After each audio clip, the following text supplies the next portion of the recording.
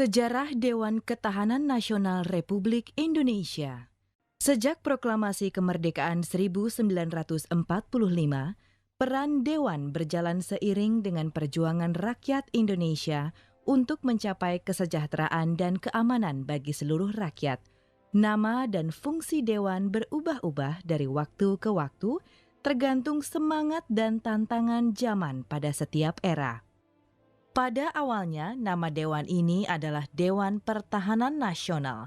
Namun seiring perjalanan waktu, saat ini namanya menjadi Dewan Ketahanan Nasional. Setahun setelah proklamasi kemerdekaan 1945, negara Republik Indonesia mulai membentuk kabinet. Akan tetapi, bukan tugas mudah bagi Presiden untuk menjalankan pemerintahan. Lembaga-lembaga pemerintah berjalan sendiri-sendiri menurut kepentingannya masing-masing, sehingga timbul konflik di antara mereka. Sementara itu, eksekutif dan parlemen gagal membangun konsensus nasional untuk mengatasi konflik ini. Konflik yang demikian ini juga terjadi di kalangan elit politik dan pimpinan militer. Pada saat yang bersamaan, rakyat di seluruh pelosok tanah air dimasuki oleh ideologi yang berbeda-beda. Satu kelompok tidak puas dengan pemerintahan Jakarta, kelompok lainnya mendukung Kabinet Soekarno. Di tengah-tengah keadaan yang demikian, Belanda bersama para kolaboratornya tetap berkeinginan untuk kembali menjajah Indonesia. Situasi yang krusial ini dapat memicu pemberontakan dan instabilitas jika tidak segera diatasi. Pemerintahan yang kuat untuk mengatasi situasi chaos ini amat sangat diperlukan. Oleh karena itu, Presiden dan Parlemen sepakat untuk mengeluarkan Undang-Undang Darurat Nomor 6 Tahun 1946. Untuk melaksanakan undang-undang ini secara efektif, pemerintah memerlukan sebuah institusi negara dengan kewenangan operasional yang cukup kuat untuk melindungi negara dari ancaman pemberontakan bersenjata atau bahkan kudeta yang dapat melumpuhkan Republik baru ini. Nama lembaga negara itu adalah Dewan Pertahanan Nasional, dibentuk tahun 1946.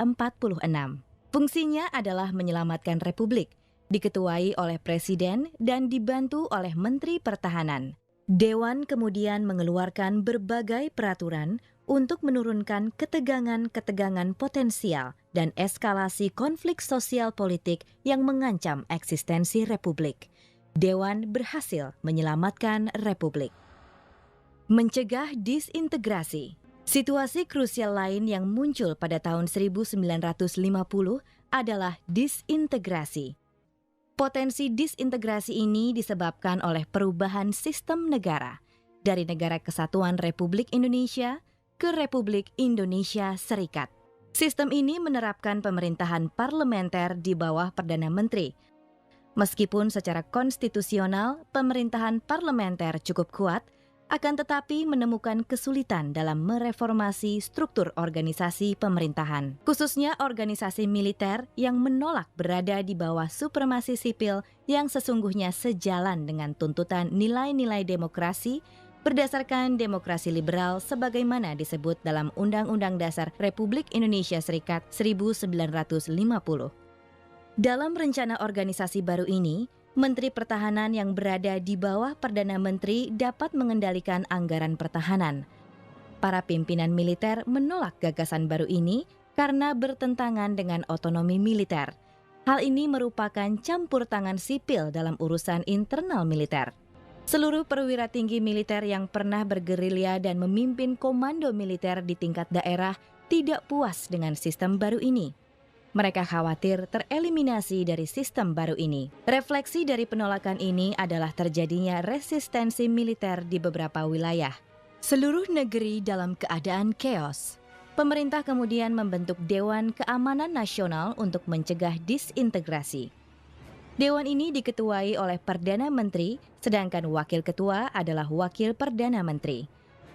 Dewan ini memiliki kewenangan untuk mengerahkan angkatan bersenjata dan mengkoordinasikan seluruh aparatur keamanan untuk menghadapi setiap pemberontakan di wilayah tanah air di bawah direktif Perdana Menteri dan Menteri Pertahanan. Akhirnya stabilitas dapat dikendalikan sekali lagi Dewan berhasil melaksanakan tugasnya. Memperkuat integritas nasional. Tahun 1960, Indonesia memasuki era konfrontasi dengan Belanda. Pemerintah di bawah Soekarno bertekad untuk membebaskan Irian Barat dari pendudukan Belanda.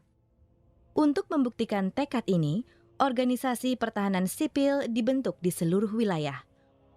Organisasi-organisasi ini adalah bagian yang tak terpisahkan dari kekuatan pertahanan Indonesia. Tugas organisasi tersebut adalah mengerahkan seluruh kekuatan nasional untuk meningkatkan kemampuan pertahanan. Pada periode ini, nama dan struktur Dewan Keamanan Nasional diubah menjadi Dewan Pertahanan Nasional yang diketuai oleh Presiden, dibantu oleh Kepala Staf Angkatan Darat, Angkatan Laut, Angkatan Udara, dan kementerian terkait. Tugasnya adalah menjaga integritas nasional. Di tengah-tengah masa kepresidenan Soekarno ini, terjadi kudeta yang gagal, yaitu Gerakan 30 September. Situasi di seluruh negeri kemudian menjadi sangat tidak stabil. Peristiwa ini terjadi pada tahun 1965.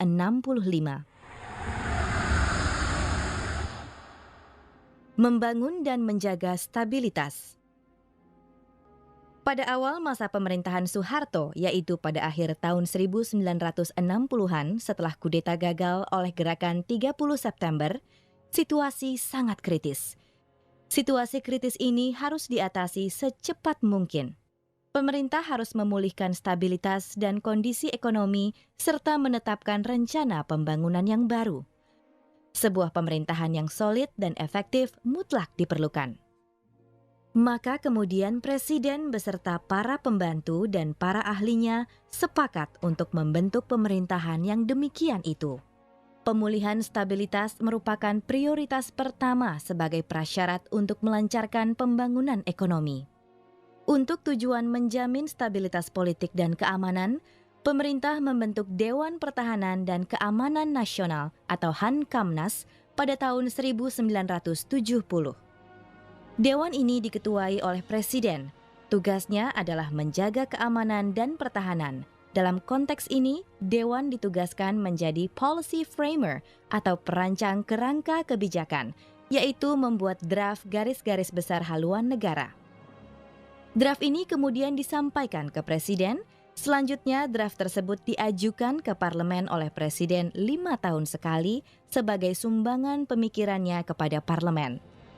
Draft tersebut akan dibahas dan disempurnakan oleh Parlemen sebelum ditetapkan dalam sidang Majelis Permusyawaratan Rakyat atau MPR sebagai garis-garis besar haluan negara atau GBHN definitif untuk dirumuskan atau dijabarkan ke dalam Rencana Pembangunan Nasional.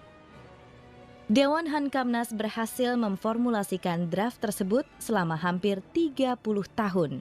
Yang setelah ditetapkan MPR kemudian menjadi bahan rujukan pembangunan nasional. Pembangunan ekonomi pada era ini sangat berhasil. Akan tetapi, beberapa kelompok internal dan eksternal menganggap proses pembangunan kurang demokratis. Sebagai konsekuensinya, maka pada tahun 1998